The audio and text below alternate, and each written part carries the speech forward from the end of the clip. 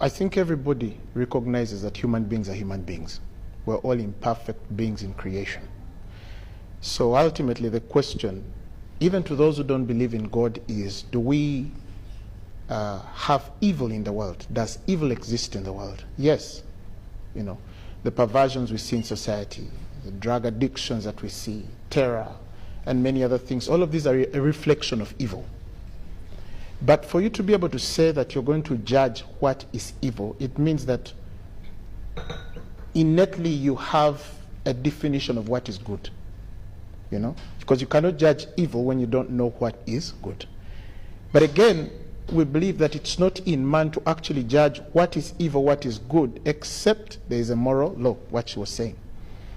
And that's important, because if there is a moral law, then there should be a moral law giver. You know, because again, we are talking about society here, but we're also cognizant of the fact that there are many people out there who don't even believe in God. You know.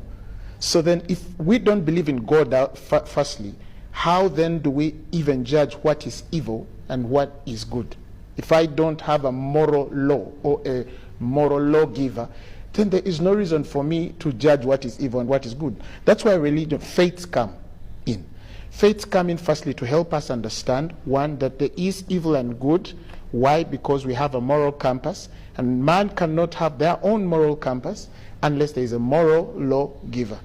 We must also admit that we're in a society where people are dealing away with God, trying to disprove him through many other means, which is absurd. And consequently, it's the reason why crisis, we see many crises in the world, because people are dealing away with God.